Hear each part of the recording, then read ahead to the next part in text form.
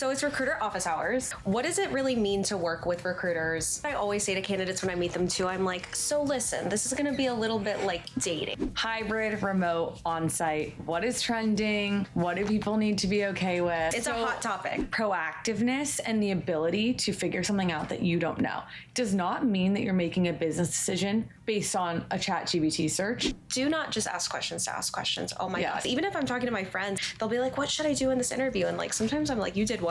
Do not just say, I want more money. Really be strategic about how you share information and put yourself in the shoes of the interviewer or the employer. Don't get me wrong. There's plenty of clients hiring, but the competition is fierce. So that's why we're really excited to be holding this conversation. Let's get into it.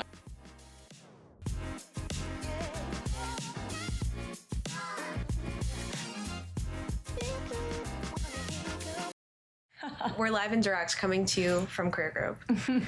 Catherine, I'm so excited. It's finally the day that we've been waiting for. I know. I'm really excited. I feel like this is, it's only been a month of 2026, but it almost feels a little overdue. Like it's already been such a busy year. I know. I feel like it's been like 5 lifetimes already, but that's just normal life for a recruiter, isn't it? Yeah, exactly. So it's recruiter office hours. This is very exciting. We're going to be able to like address some questions that candidates have come to us with and really just talk about the current market. So I'm excited. I'm really excited.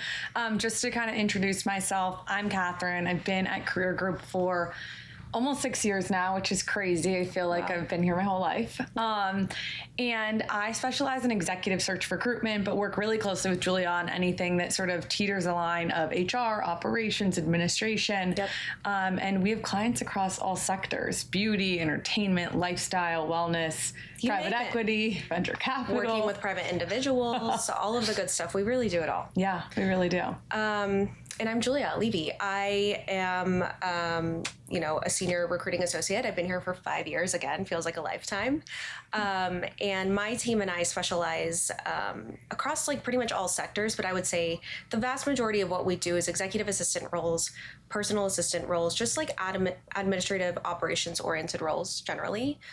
We also do HR, you name it. We do everything. But I would say that the majority of the industries that we focus on is entertainment, working one-on-one with high net worth and high profile individuals, as well as we do a lot of financial services, which is really fun. Yeah. That's where we cross over a lot. Keeps it interesting. Keeps it super interesting. Definitely keeps us on our toes, right?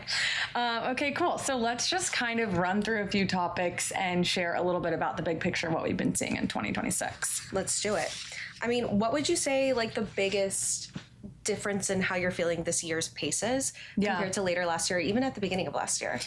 Yeah, it's a good question. I feel like we've been so busy, like so much has happened already this year. And I feel like often January is like a ramp up time, but I have not felt like that. I feel like it's been full steam ahead. I agree with you, but it's like different pace. Like I feel like yesterday, wow, it does feel like yesterday, but I feel like last year at this time, it was like just really intense in terms of just like job after job, volume. I really feel like there's a lot of people looking this year versus clients hiring. Don't get me wrong. There's plenty of clients hiring, but the competition is fierce. So that's why we're really excited to be holding this conversation to kind of be able to share with candidates, like how can you stand out in this ultra competitive market? Yeah.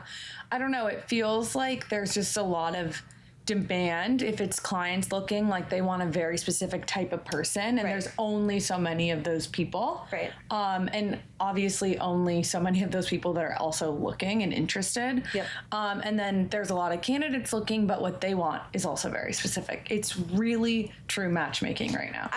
That's what I always say to candidates when I meet them too. I'm like, so listen, this is going to be a little bit like dating, right? Like I don't know when you're going to find your ideal person, but I'm here to help. So it's really just about kind of hoping that your expectations and the client's expectations are aligned, and that's when the magic happens. Totally. Okay, cool. And then what do you think about like starting a job search Q1 January, hitting the ground running, or waiting? Like timing wise, have you experienced certain periods being like the most successful? You mean like as a candidate or like as a recruiter? Yeah, I think as a candidate. I think for clients, it's kind of like up in the air as to why someone's even looking. So like there's just no control over timing oftentimes on the client side. but for a candidate who is looking to sort of get guidance from us? I mean, my biggest advice with that sort of thing is like, just keep it simple. Like if you're searching, there's not like going to be the right time to do it. Obviously the top of the year, like a lot of people are hiring. Yes. But like your job is your job. So like, don't overthink it. Just like put your best foot forward, make sure that you are really ready to be delving into your search. But it's in my opinion, it's not really like a timing thing. Like, what do you think about that? Yeah, I agree. I think it's more about how you conduct your search, what you're looking for, how you tell your story in your interviews. Like, the timing supports things, meaning like you said, it's like dating. Like sometimes the timing also has to align for you to find the right thing. Yeah. But it's not like a cyclical thing. I think it's just more so like kind of the luck on both sides. It's luck on both sides, and it's just like, it's, you know, this is kind of cheesy, but what's meant for you is what's meant for you. But of course, like, you got to be putting the footwork in. Yeah. And, you know, I think it's important too to make sure that you are like looking at yourself as a brand, like not just your resume, not just your, you know, appearance online. Like, it's really important for a candidate when they're going to be starting their search to really make sure that, you know, everything is on lock, right? Like your social media presence. And I'm not just talking about LinkedIn. We can get into that a little bit later. You know, your resume, like your timelines, everything needs to be on lock, and you need to make sure that your Google presence is up and on the good. And so when you start that search, you better make sure that you're thinking of yourself as a full 360. Yeah. One question that we got from a candidate online was, what does being ready actually mean? So obviously that's a lot of what you're just speaking to. And we'll go through later, like we have a bit of a Q&A. I definitely want to go through like how to show up to interviews, whether they're Zoom, in person. Like I think it's really important to give people those pointers. So I'm excited about 100%. Let's see. All right. So this is kind of more like best practices and kind of how to stand out as a candidate. And let me like read through these really quick. Oh man, these are some really good questions that we're seeing from some of our candidates. How important is tailoring a resume at this stage? Oh my gosh, your resume is everything. I mean, going back to what you just said from a branding perspective, your resume is the first impression. And especially when I have candidates coming to me saying, I want 6 figures, I say to them, well, your resume has to reflect that. It really has to tell a story. It is your first impression. Going back to the dating analogy, it's like your dating profile. Like it really is sort of the first takeaway of who you are. And so the resume has to be spotless. Now, these days, like we're so lucky to have a lot of resources. Use ChatGPT. Have your friend read your resume. Have us read your resume. Strengthen your bullets through AI. Like, for example, if you write your entire resume with bullets on how you spend your day, you want it to be true to you. You do not want AI to take over your voice, but you can put a line in and say, how do I strengthen this? Please use my voice. Like I want to add a little bit more detail. Or just use it as a jumping off point, because like, you know, especially our more experienced candidates, like you've been looking at your resume for so many years now, it's really hard to see it objectively. And so I think using the power of AI to really make sure that you are making your resume look as elevated as it can is going to be really important, because you have like resume blindness. And really just like being mindful of even just like the basics, like make sure there's no grammatical mistakes. Like take it all the way back to basics before you put yourself back on the market, because I see some of the craziest typos sometimes. I was going to say, like, there's no excuse these days. No. And I know that sounds there's just like, not. No, it's just there's every resource in the world. And especially when we're involved in your process, like we definitely review resumes and we were very thorough with that, but come to us and say, I need a second set of eyes. Like you also have to be proactive and take that initiative and get the help where you can. And believe me, Catherine and I are not shy. We'll give it to you straight. We will. If your resume looks not so good, we are going to tell you that to the nth degree and kind of help you get to a better place, because we're not trying to put the resume out there to our clients or anything like that, right? But it's also not personal. This is the thing that I think is important for people to know. When I was looking again 6 years ago, like I loved feedback on anything I could be doing differently to be set up for success with the right companies for me. So whether it's feedback on your outfit, feedback on your resume, feedback on why you're telling a company why you're looking for a new position. Yep. All of this stuff has nothing to do with you. We're actually giving you that feedback because we see your value and we think that you have a lot of potential. Yeah, we just want to help you shine. And like, we're people who literally focus in on all of these tiny little aspects day in and day out. So we're here to help. Yeah. It's nothing personal. Exactly. We want you to win for sure. Let's see. Working with recruiters, setting expectations.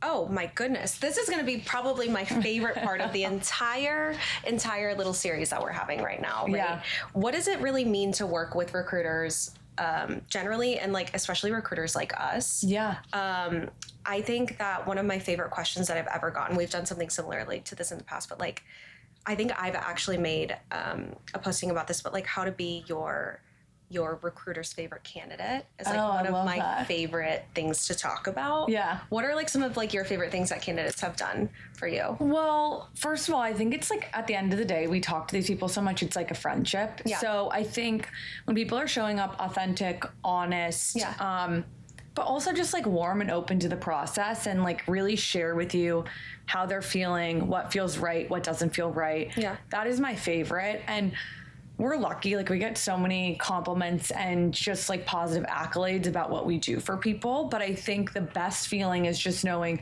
I 100% know this person, and at the finish line, I 100% know that they're getting the right job. Right. And we can't 100% know you if you don't share with us. And so I think like the biggest thing to know going into a partnership with a recruiter is we are consultants and advisors in your search. We are opening a door of new opportunities for you.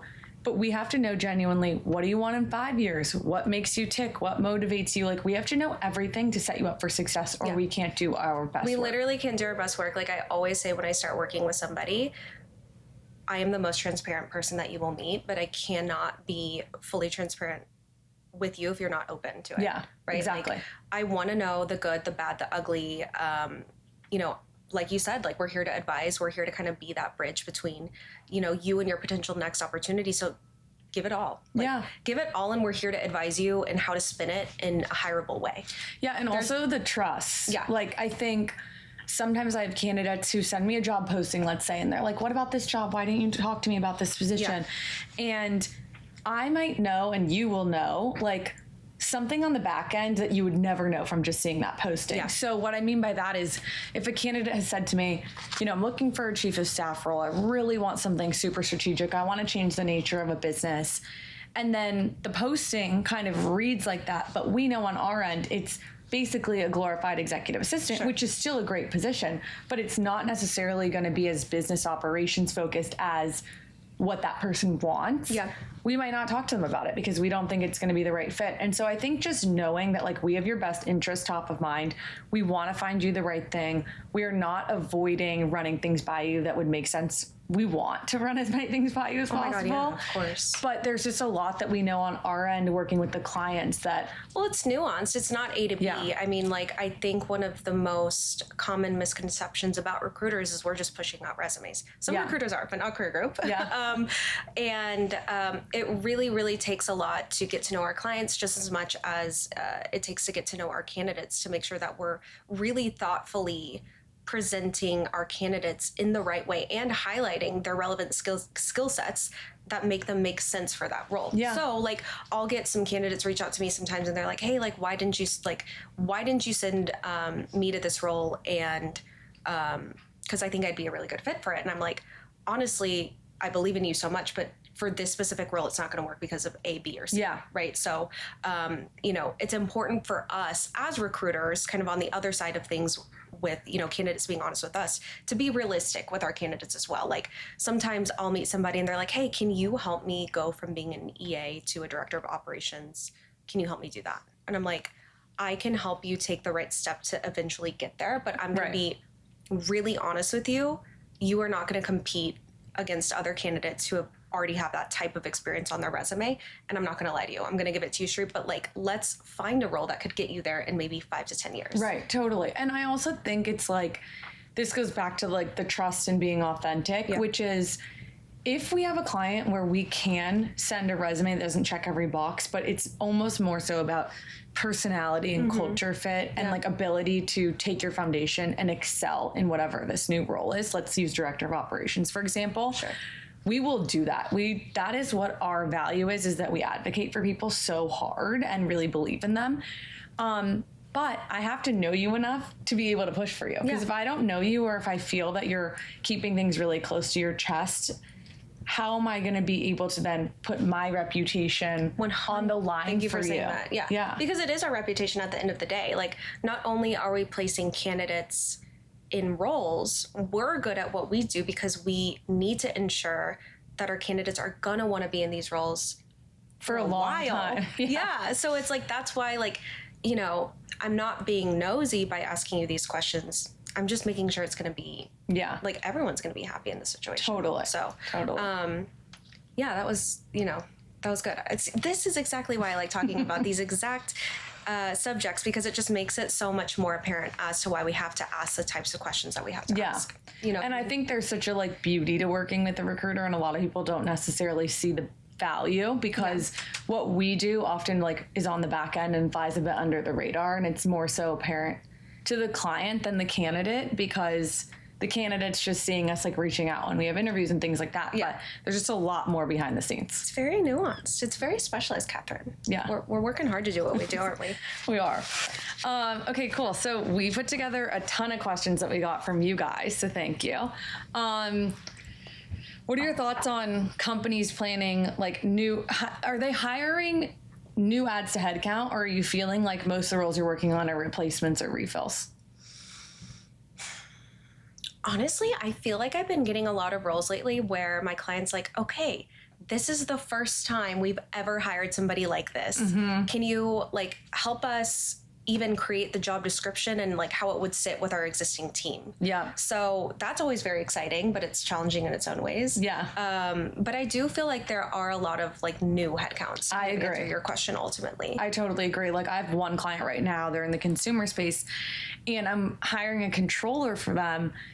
But the reason the role's open is they have like sort of a hybrid person who manages financial planning and analysis and also the accounting, and they're splitting the role into two because they've just gotten so busy, and they've never had sort of like designated leaders in both functions who collaborate but like are two different people.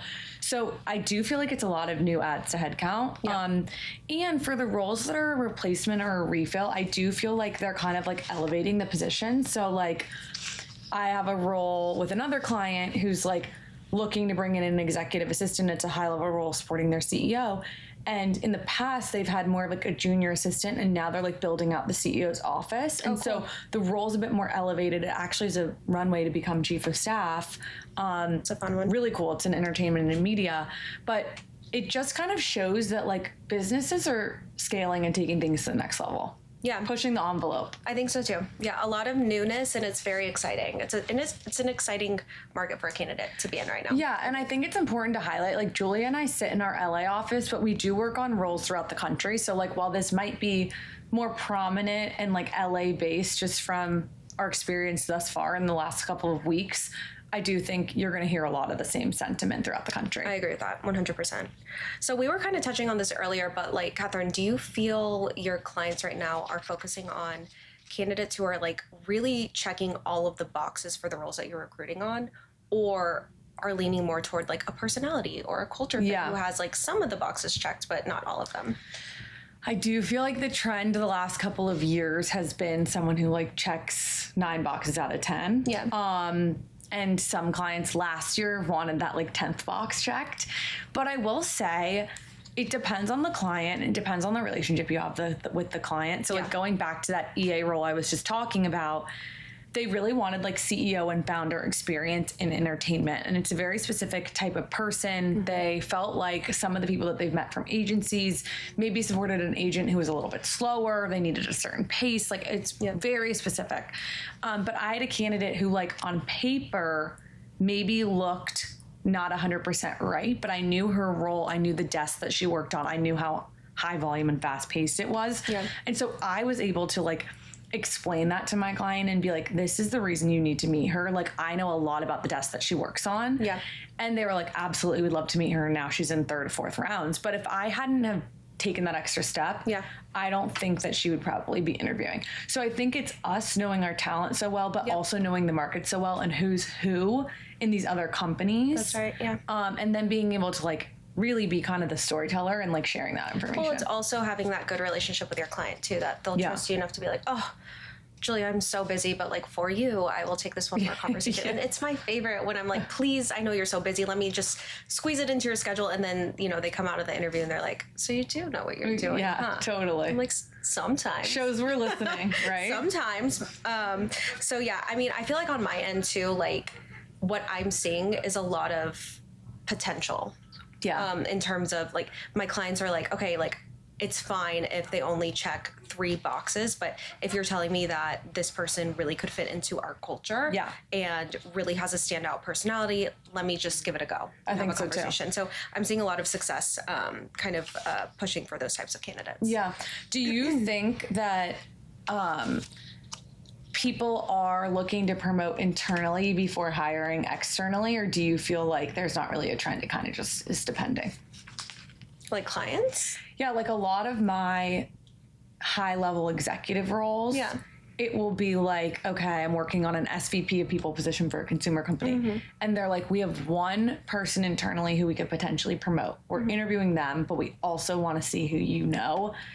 Like, do you feel like their preference is to promote from within or to look outside? I think the client's preference is always to promote from within, from just like a, I guess, like ethical like standpoint, right? But like, I think clients only have to be open to seeing what's on the market these days. I mean, like we're in Los Angeles, we're in one of the most competitive cities in the US and maybe in the world, right? So I think that I think clients have to do what they have to do and just like at least meeting people to benchmark talent-wise. Don't you? I totally agree. I think that promoting from within is obviously the goal. It means that you have developed your talent so well. And you've made the right hires. Yes, that they're ready, you know? But I think often, and this is, I would say, more so for like maybe our startup clients or like the businesses that are really scaling. But often there's like a lack of training in certain areas where someone could come in and right away take the reins and rebuild an entire division. Like if you've been at a company for X amount of years and that's kind of what you know in terms of HR and people, then how are you going to come in and elevate into a new position but like rebuild? Do you know what I mean? Yeah. So I think it depends on the need, but I think, you know, some of my large clients are always promoting from within and I always love that. And it's like something that I appreciate seeing because also helps you know that if you place someone, like they're going to be on that same trajectory. Yeah, forever, which is great. Yeah. But it just depends on the company too. I think so too. So it's a range, I would say. Yeah. It's a range. I agree. Compensation. Let's talk about compensation. Let's talk about leveling. So let's see. Oh, okay. This is a good question, actually. We have somebody asking us, how flexible are salaries really? I presume, like, is this question, do you think, coming from, you know, candidates when we run roles by them? Like, hey, just, you know, the top of the range is this, like, we're going to send you at X number. Yeah. Or like at the end, like, if you get to the offer stage, like, how much can I negotiate for? I want to talk about this. This is a really, this really goes back to trusting your recruiter and garnering a really good relationship with your recruiter up front, because I have to tell my candidates this and remind them, but like, listen, if you win, I win. There's absolutely no situation where I would be trying to get you less than you deserve. Yeah. But I also have to make it make sense to my client, and I have to make it make sense against your competition. Yeah. Right? So like when a recruiter is sending, you know, 3 to 5 resumes, one person has 5 years of experience, one has 10, one has like 7. Yeah. Obviously the one with 5 years of experience should be asking for less money than the rest. Yeah. In some cases, candidates want to ask for higher, and I have to be able to have a conversation with them and saying, you know, that's not going to work because of your years of experience. Yeah. Usually they're receptive, but it's really important to understand that your recruiter is really gunning for the best number that they can get you. Yeah. But it has to be agreed upon, at least in the beginning of the interview process, so that there aren't any surprises down the line. Wouldn't you agree with that? I fully agree. I also think it's very important that people kind of ground themselves around compensation. Like, as you said, we always will work tirelessly to get people as much money as possible. Like, that is something that is important to us, because if the role warrants it, like, we want you to be compensated for it, genuinely. Yeah. Especially with these roles that we work on that are 24/7. It's a lot of heavy lifting. Like, we do not take that lightly. But I will say that, you know, people sometimes will be working for an agent at CAA for 2 years and say, I want $100,000 to leave. And it's important that people remember everyone knows what those assistants are making. And I'm using that as just like a hypothetical example. Sure. Most people in LA know a ballpark of what you're making based on who you work for and what company it is. Yeah. And I mean, you can even find data online these days. Like, it is kind of in certain ways an open book. Pay transparency has become a big thing where we have to include salary ranges for candidates publicly. And so at the same time, you can find out salary ranges about where the person's working and where they might be. Doesn't mean I know exactly what you're taking home, but if you are probably making, again, this is hypothetical, $60,000, and then you're telling us you need $100,000, that is not a normal job one to job two jump. It's just not. And so being able to like have really frank conversations, and again, not take it personally. Yeah. I think money really feels personal to people. No, listen, it's a job. Totally. It's like the whole reason we're talking about it, right? Yeah. But it's personal. Like, and it doesn't feel good for somebody to say, I don't think you'd be competitive at that number. Yeah. It's not because I don't think you're good enough. It's just like, you're not going to be competitive in terms of years of experience. But let's talk about what a realistic jump is, right? Like, if somebody is looking for a new job, first off, before we get into that, if I met somebody who, like, they told me they were at 70 and they're telling me I'm not going to leave my job unless it's for 100K, then I'd be like, well, I don't think you want to leave your job that bad. Yeah. Like, you must... Money shouldn't be the sole motivator. Right. Like, you know what I mean? So, like, you must like it enough to stay there if... You know what I mean? I don't know. But I think it would be important and helpful for us to talk about, like, what a realistic jump would be in terms of just a base range. Like, what I typically say is anywhere from, like, depending on the level of the role. Yeah. Depending on the level of the role. I'm talking about, like, maybe a mid-level role. Yeah. What would you say? Like 5 to 10K? Yeah, I think 5 to 10K, and then I think as you get more seasoned and experienced, it goes from maybe 10 to 20. Like, and then listen, I'm dealing with a lot of like C-suite executives. They, you know, either are hovering a certain range, like maybe they've been in the workforce for so long that they have a competitive base, a competitive bonus, equity, all the things, and they know they're kind of making a lateral to go to the next thing, but it's more about the opportunity than the money. Yeah, yeah. But, you know, if we're talking about a first-time CFO who maybe is currently an SVP, they might be getting a 50 to 60K increase on a base, but the role entails that is the point, is they've worked themselves to a certain place in their career where it makes sense. Where they can really elevate at that point. Yeah, but I think it, you know, these sort of like junior to mid-level candidates, 5 to 10K is very normal. You will feel the difference in your paycheck, but the further you get in your career, that will expand a little bit. But you do have to like plant roots and sort of earn your place with these companies before looking for that. I think these increases are sort of, in our minds, also requiring that you've been at that company for 4 years. You haven't been there for 6 months and you're looking for that increase. Like, you put in your time. You have to get in and earn your stripes to kind of be able to elevate compensation wise. It goes without saying. But what I say too is like, it's a lot of the time, especially for candidates who are in entertainment or creative sectors, even beyond, is like, it's not just about the money. So like, if it's maybe 5K lower than what you were gunning for, you should really consider it, because we're just talking about the number that you're stepping into the role at. Yeah. We're not even talking about like full package too. Like, they have like great bonuses, great benefits, and all of that good stuff. So I really wouldn't, I always say to my candidates, don't make or break a deal over 5K. Yeah. Like, don't. I agree. If it's worth it for you, you'll want to move forward with that 10K variable. I agree. Okay, this is my favorite topic. I know you've mentioned like a few of these things have been your favorite. This is my hands down favorite. Hybrid, remote, on-site. What is trending? Yep. What do people need to be okay with? Let's get into it. I like this one too, for the record. It's a hot topic. I'm so old school. If we jump onto a Zoom call, it's our first time meeting, and you say that you only want remote or hybrid, I don't get it. I don't get it. I realize that like I have to be flexible, and I really have been. Like I do represent people who feel that way. Yeah. But it's so hard for me to wrap my brain around it because, for example, me at Career Group, like working directly under Susan, our CEO, and being able to like learn so much and be a sponge almost as if I'm in an MBA program because I've been in the office every day with her since I've started here, has put me on a platform to be in such a different place career-wise than I would ever have if I was at home. And I'm not just saying that from my own experience, like it's from what I've witnessed with friends and candidates and heard from clients and seen just even with like it's you. Like a major like confidence booster too, because it's the interpersonal skills that you're developing as well.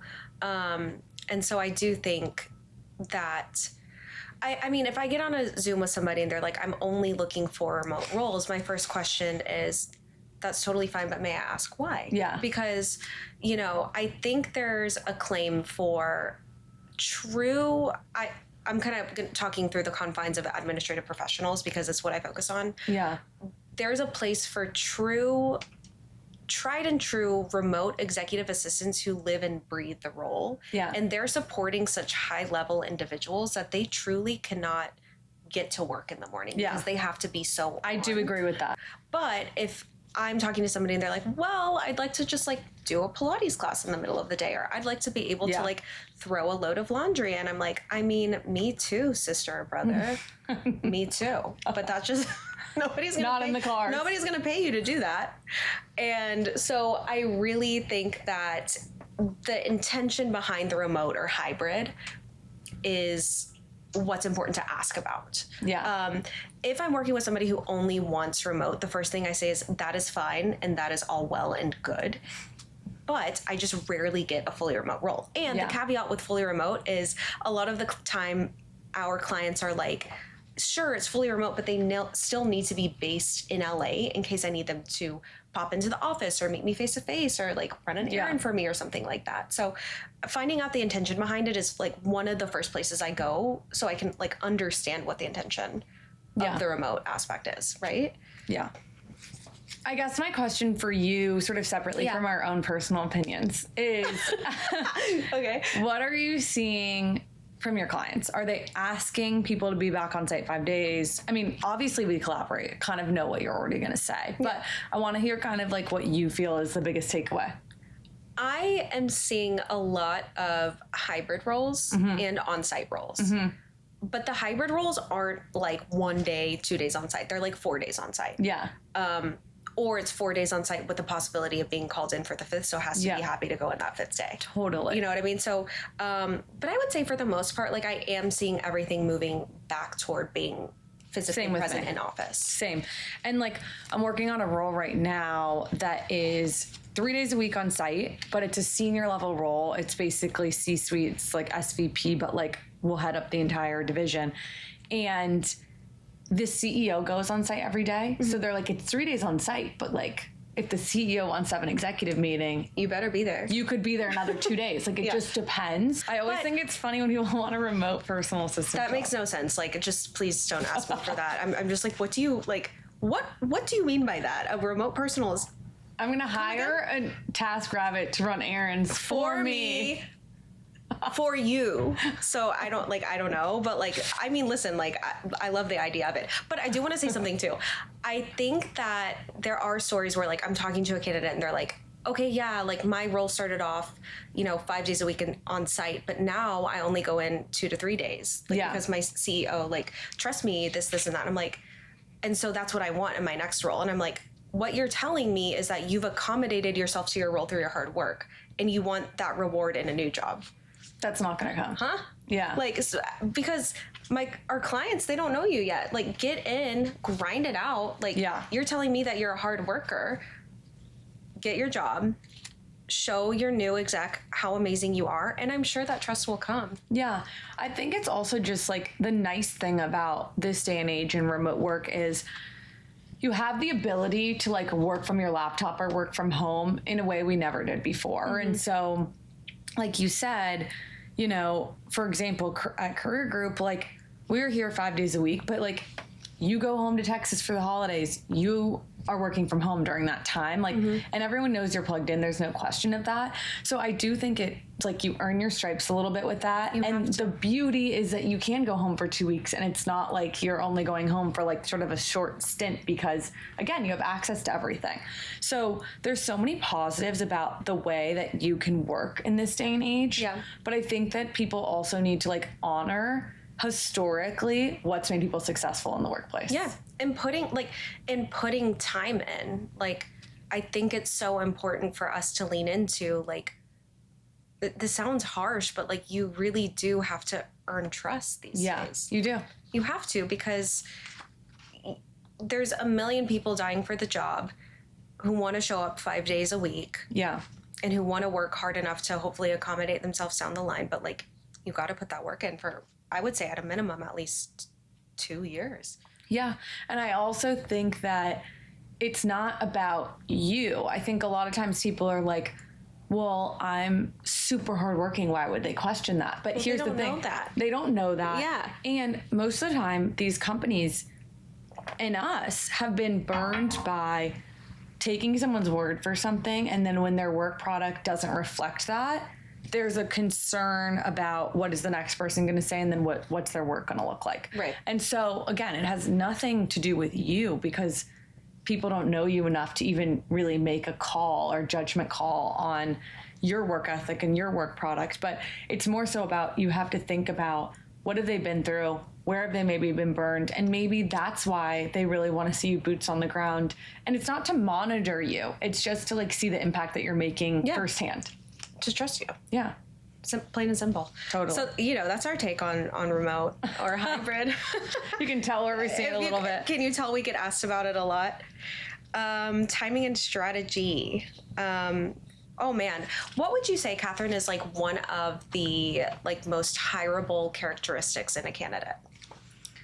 Oh my gosh. I think genuinely not having like a huge ego. I think what's interesting is throughout all of my like director level and above searches, and also like the entry level searches that I'll work with you on, people really care about attitude and like being agreeable, obviously within reason.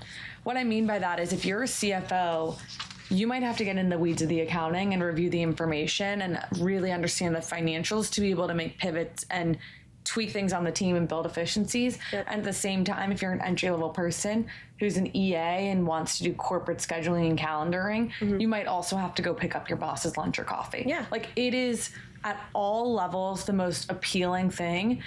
And people can tell if you're doing that at the beginning just to appease them, or if you genuinely want to do whatever you need to do to make that person's life easier. Whether, again, you're the CFO and you're working with the CEO and you just want to impress your new boss, or you're reporting to an executive. I think that it is at every level the most important thing. And that really can't be taught. It's either you or it's not you. Yep. And if it's not you, I would really work on trying to potentially get on that page. Yeah. Because it doesn't make people feel like they can trust you with anything that's going to come, big or small, if you have an ego or you seem bothered or something outside of your job description that's definitely reasonable. It's just not a good feeling. Yeah. Yeah, I agree with that. But I think that also comes down to like having a flexible mindset. Yeah. You know what I mean? Like a lot of the time, you know, Catherine and I work with, you know, smaller size boutique companies or startups, and like, sure, like the job description may say like, you know, you're going to be focusing on X, Y, and Z, but something may come along that wasn't on your initial job description. And the most hireable characteristic, in my opinion, is somebody who would say, yeah, let me tackle this. Yeah. Let me see what I can do. I don't know much about it, but let me see if I can look into it. Or, hey, you know, my bandwidth is really tight right now. Would it make sense for me to look into this when I finish this deliverable, right? Just having a flexible and go-getter mindset of just like really wanting to work, honestly. Yeah. You know? I totally agree. And we're kind of saying the same thing, like the flexibility, the no ego, the no major attitude. Yeah. It's all the same thing. It and really it's is. the same type of person. You're right. And like what you said, being a self-starter and being proactive is huge. I have noticed through internal hiring, hiring for clients, the biggest thing that people are, in my opinion, kind of lacking is that like and this is not like my senior level candidates, like they luckily have been in the workforce for long enough that like they weren't trained this way. Yeah.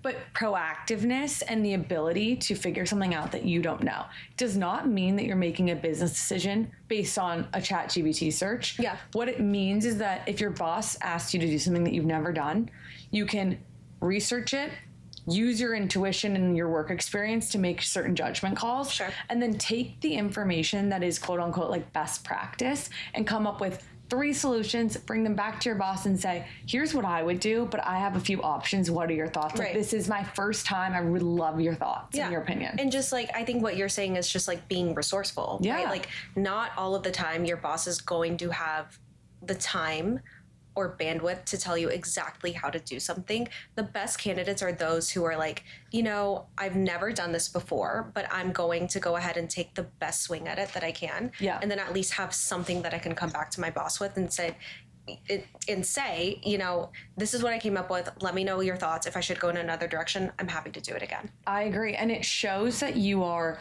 soaking up information. You are like paying attention. Yep. Because just because something's new to you doesn't mean you haven't done something adjacent 50 times for your boss. And I think what can happen is if you go back to your boss right away and you're like, so how do you want me to handle this before you've done any research and heavy lifting? Yeah.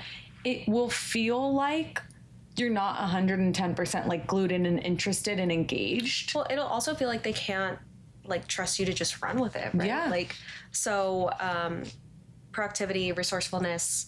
Not needing like a ton of directives. And I mean, I hate when people say like no hand holding, but like it is like knowing that you have sort of a cushion to fall back on, but that you also have this autonomy that is a beautiful thing and like very empowering to like run with. And then again, you have the cushion of like going back to your boss or your mentor or whoever you're like working with to just get some guidance and like clarify anything that needs to be clarified. That's a good way to earn trust, right?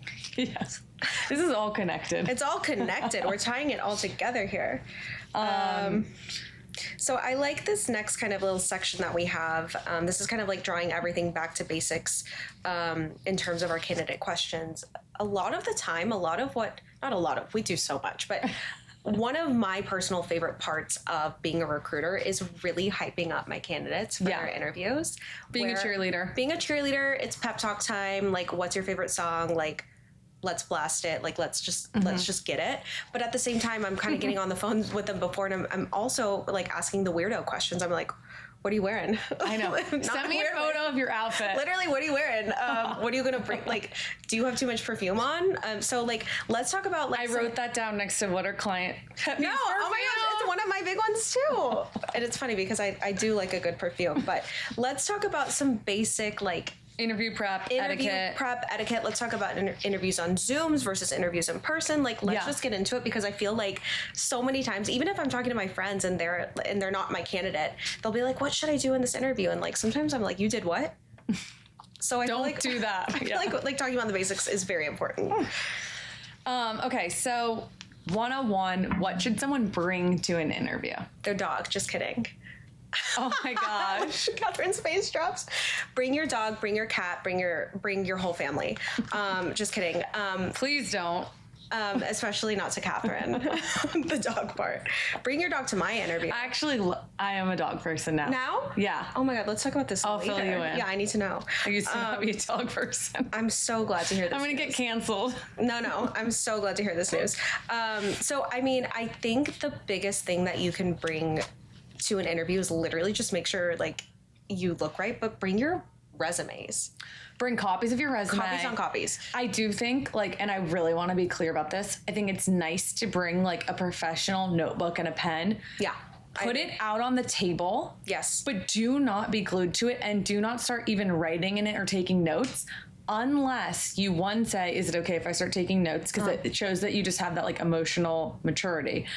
But two, you don't need to write down notes unless they're like, okay, let's go over game plan for what we want you to tackle. Like if they're going over real life things that you are going to maybe need to reference, write notes. Don't just write stuff down to write stuff down. Don't just, it's not, being engaged in the conversation and having an authentic conversation is more important than taking notes.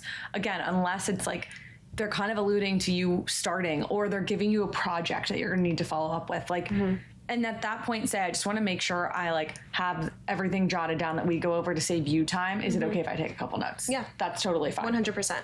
I wouldn't recommend like bringing a laptop or anything like that to an interview unless you know that there's going to be like a tested Unless question. they ask you to. Unless they ask you to, Yeah. but like keep it simple. Like really just bring your resumes, bring a pen, and like whatever personal items you need, like lip balm. Do not put it on in the middle of an interview. Also, please do not take a water bottle and like chug your water during your interview. The water is appropriate when you're like, when there's a changing of the guard with who the interviewer is. Yep. You do not, even this even goes for Zooms, do not have a mug of your favorite hot tea, piping hot, blowing steam in the camera. Like, just keep it simple. Such a cozy look. Like, it comes off casual. Like, keep it buttoned up and professional as you take your But this is a casual conversation, so like this is okay. I'm just kidding. I'm just messing around. No, I know. No, but I actually fully agree and validate what she's saying. Like, it really should be about you. People have their emotional support hydro flasks on Zoom. I get that. And it feels really casual. No, like I get that 100%. But like you gotta break that habit before you get into the Zoom or the interview. Like you can't. We don't want to see your hydro flask. Everyone does it these days, so I feel like you're gonna think we're the outlier, but it is a thing that clients notice, and it's a distraction. Just don't. If you feel like it could be distracting, just don't do it. Just err on the side of caution. Yeah. What do you think people should be wearing on Zooms and in persons? Like, is there any difference between the two? What are your thoughts? To be honest, there's no difference between the two. Yeah. Obviously, like a Zoom, like you're from here up, hopefully, unless you're doing something weird, and we can talk about that separately. Find me after. But I would fully get dressed, because we've also had issues where someone didn't dress on the bottom down and stood up on a virtual, and the client called the fire alarm goes off, and you're like in your boxers. Exactly. So yeah, I mean, it also like for me, I bet you're like this too. I just know Feels you are. good to get It dressed. just like you have to like be full. Like you have to feel ready for the interview, and like I might even have my shoes on. You know what I mean? Me Like too. the whole look's got to be together. So I mean, obviously, like with a Zoom, like there's no difference in how you should be presenting yourself. Yeah. In my opinion. Totally. And think about it this way, like our leadership team, I feel like I always hear them saying this, the best you're ever going to look is in your interviews. And like, that's not a diss. It's what I'm saying is that's the most buttoned up and professional you're ever going to be. Like, it only gets more relaxed as you work somewhere. Yeah. And so wearing a jacket and wearing a nice button up, if you're a male or if you want to dress that way, is like, I like wearing a blouse and a like nice blazer. I mean, I'm not interviewing, but like if I were to be, that's what I'd be wearing. Yep. That makes me feel the most confident. Wearing just like a blouse or a sweater, it is okay with certain creative clients, but I would err on the side of like overdressed. Yeah, but that's an important note that you made too. Like, it really depends on like what industry you're interviewing in. But like I always say, you'd rather be overdressed than underdressed. Here's another important thing with Zooms that I want to bring up. It's really, really important that you have your lighting right. Yeah. Like, it's important that you're sitting in a quiet place. There's not too much going on behind you. I don't want anything with like too much print. Again, anything distracting. Like, the lighting is very important, whether you like it or not, in how somebody's perceiving you. So if you're like in a dark room in a corner and like it's just like a little bit chaotic, or there's like a weird like line on the wall because your window is kind of half, like you really need to make sure that you are presenting yourself truly in the way that you dressed and in the way that the lighting is hitting you in the best way possible, because in a panel of other candidates who really took the time to do that, that's going to be the difference. We work with such competitive candidates that it really comes down to these tiny, tiny things. So, and in that same like sort of thought, definitely be like at a desk setting or at your kitchen table, assuming it looks professional. Yeah. Do not sit on your bed. Oh my God, don't let me see your bed in the back. No, it's I don't too want to intimate. know where you're sleeping. No. Respectfully. No one needs to know that. If you need to move your desk for an interview, you got to move. Have your contingency plan for it. And this is like the same thing, and I'm kind of getting a tad bit off topic, but when we talked about like social media being like kind of locked up and ready, it's the same thing as not taking a Zoom from your bed. Like, no one that is interviewing you to potentially be like your employer needs to know where you sleep and what your bedroom looks like. Amen. Same with social media. No one needs to see what you do on the weekend. And do you want them to even have a preconceived notion about how you spend your free time and what type of person you are before they meet you? No. Lock everything up. Lock it up. Keep it private. Yep. Like, be old school about it, because it really sets you up for success. Sets you up for success, and like there's a person who's already done that next to you going for the same job. Exactly. Just lock it up. Keep it simple. Keep it streamlined. Keep it hireable. Simple. Yeah. Yeah. Okay. Like, what about a Zoom interview versus an in-person interview? What should a person be wearing to an in-person interview? Well, I don't think it's really different. I just think like in-person interview, you want that much more of a like, oh, this person's got it feeling. Meaning, if you were to wear a polo or a button down as, let's say, someone interviewing in finance on a Zoom, I wouldn't be as perplexed as if you showed up in person in that. In person, you've got to kind of do the whole 9. You don't necessarily need to wear a tie. I think people are a little bit more relaxed unless it's a firm that does ties and will tell you that. Yeah. But if you wore like a really respectable polo or button down again on a Zoom, it'd probably be okay. But in person, you want to take it a little bit further. So for the most part, it's pretty similar. Yeah. But you maybe have a little bit of leeway to be a tad bit more relaxed on Zoom if they know that you work for the right companies, you have the right background. Like, it's not like they're going to have a question of like, do you understand what it's going to be like being there in person? Yeah. I think what I like to talk to my candidates who wear heels about is just make sure you can walk in those heels. Like, do not wear your heels for the first time to your interview. You're better off wearing a flat. You better be able to run a mile in those heels. Like, get ready to do the sprint, because who knows? Like, what if in the middle of the interview the client's like, let's like take a walk around the office, or like, let's go down for a coffee, and you're clip-clopping around and tripping. It's so awkward. So just make sure if you're going to wear a heel, it's very comfortable for you. And honestly, like, just don't wear a high heel to an interview in any circumstance. Like, it's just a no for me. Like a little sling back, a short sling back is perfect. Yeah, that is my opinion on a heel. But really just do what looks good, looks classy, and is comfortable. Yeah. I want to talk about like questions asked in interviews, but just really quickly, like pet peeves, because I feel like this goes back to kind of what we've been talking about. Yeah. We kind of mentioned it, perfume, fragrances. You do not want to potentially be able to offend your interviewer. And it's not personal. It's just, if you have a scent that is like, you were walking through the office and everyone's heads are turning because it is so strong. What if your interviewer's ex wore that scent? What if your interviewer is allergic to lavender? You know what I mean? Like, there's a lot of things that could happen here. Yeah. Even body lotions, like sometimes it's just too much. Again, we're talking about keeping it simple and being kind of neutral, but showing your personality. Yeah. So I would err on the side of literally nothing but deodorant.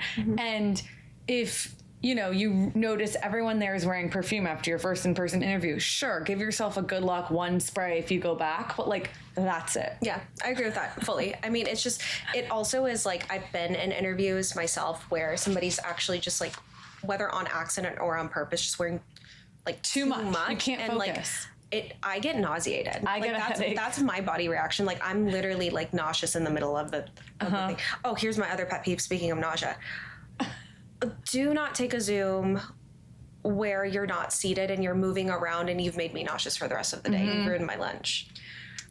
Don't do that. We had a FaceTime recently. Oh my gosh. Where the person was like walking around and it actually looked like she was riding a horse. It was so funny. What did she with? It was with Susan, our CEO, and she was like, you look like you're literally on a saddle.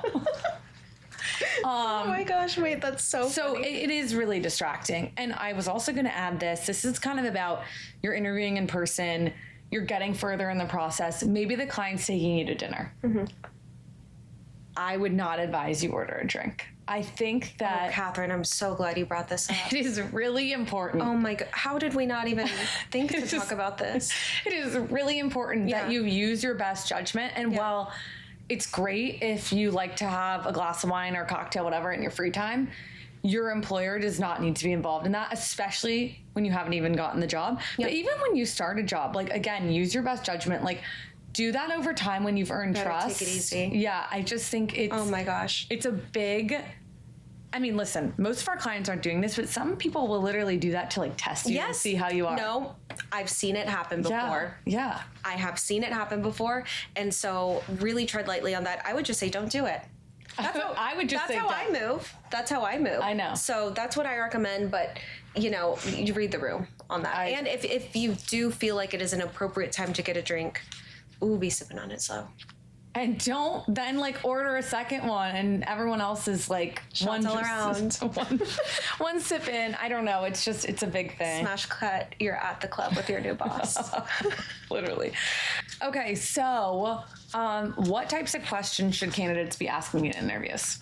That's a really good question, but I think it's really dependent on what part of the interview process that they're in. Would you agree? Totally. So I feel like in the beginning of the interview process, it really should be about the company as a whole. It should be about the culture as a whole, and really just like broad questions showing that you've done research on the company. Yeah. And positioning your questions in a way to kind of like flex, to be like, I've looked into this. Like, I noticed on the website you guys just launched Fund 3. That's so impressive. Yeah. How does this position potentially get involved in capital raises like that? And you know what I mean? Sure, like when you're asking those questions, you're genuinely interested. Do not just ask questions to ask questions. Oh my God. Because as an interviewer,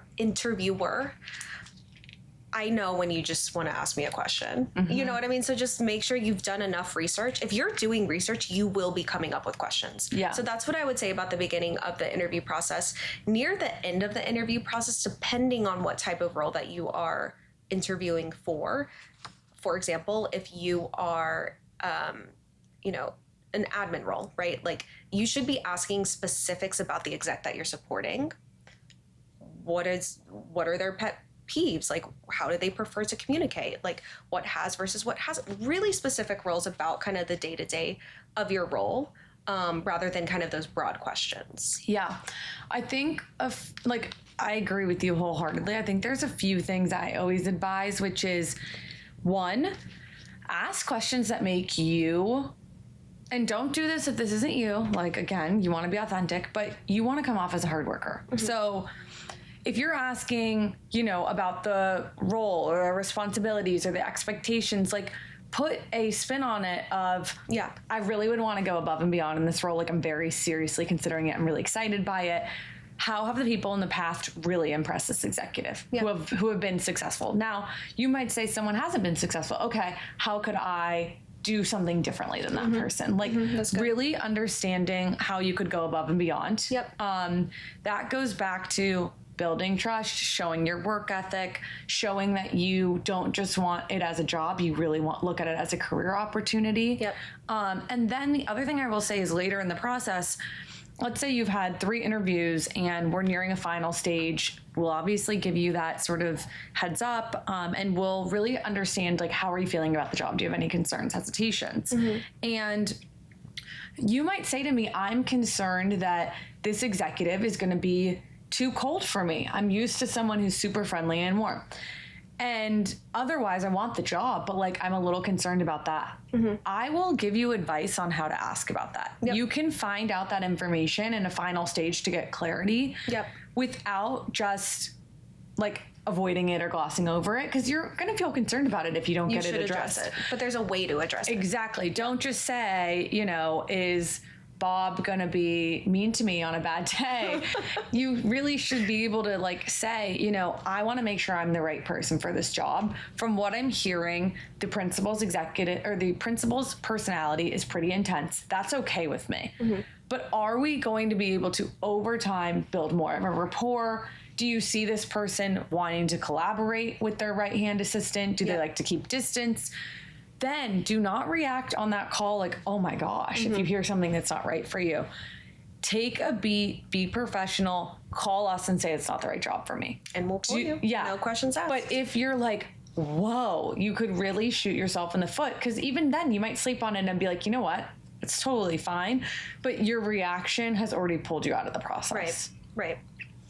100%. Same goes for like the question of, like, I'll have some candidates get on interviews and be like, what are the hours? And I'm like, don't ask silly questions like that. Ask me. There are a lot of questions that you can ask your recruiter that they can like give you a lot of like insight on those types of logistical questions in the beginning.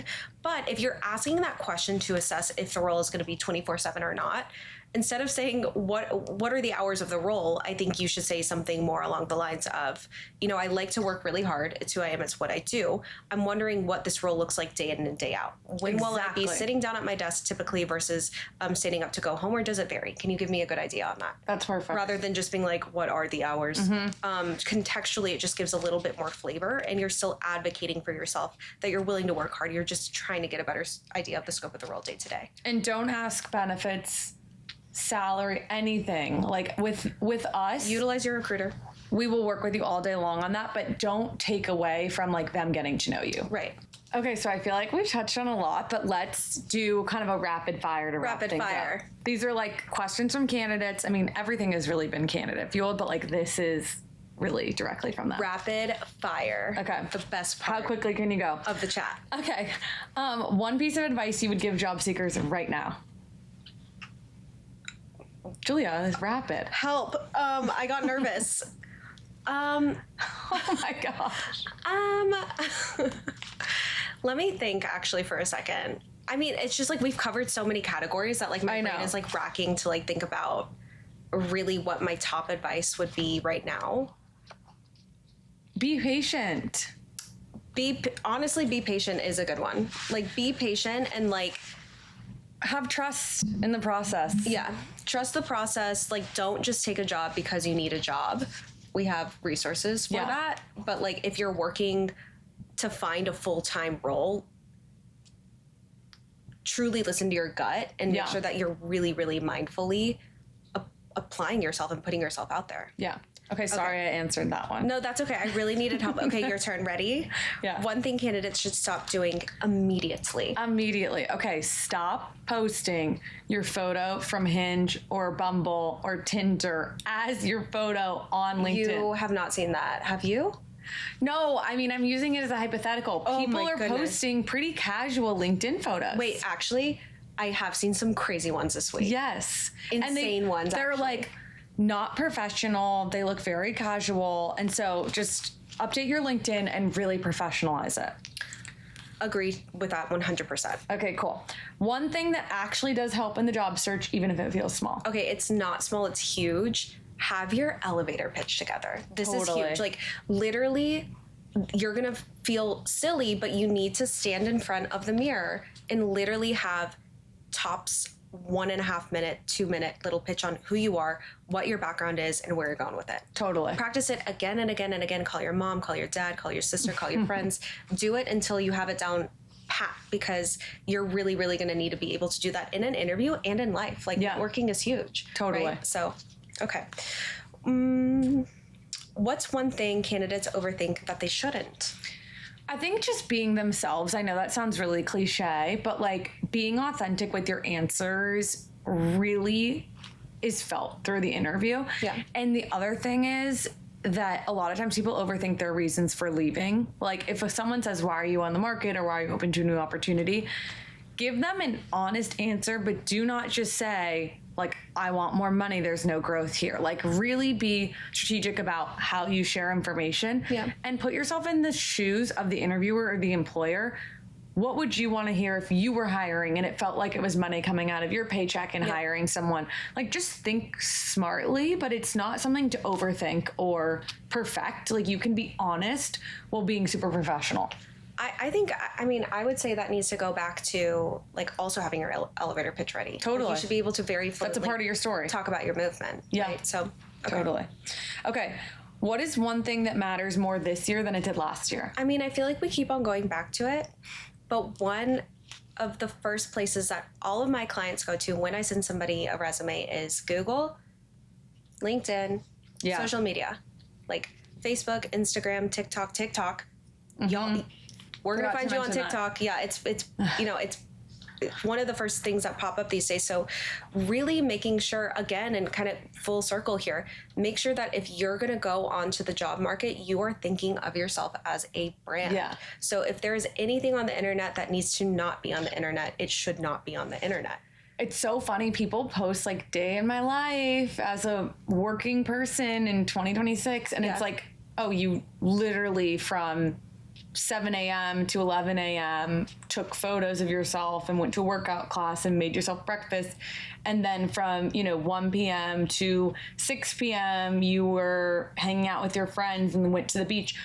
Where's the work in that? Like, I'm sharing that no matter what, an employer shouldn't see your day. They don't need to have insight into that. But like, you could have at least shown that you work in your current job. Yeah. No, I fully agree. But like, it's huge. Like, here's the biggest piece of advice that I want to leave everybody with. Google yourself.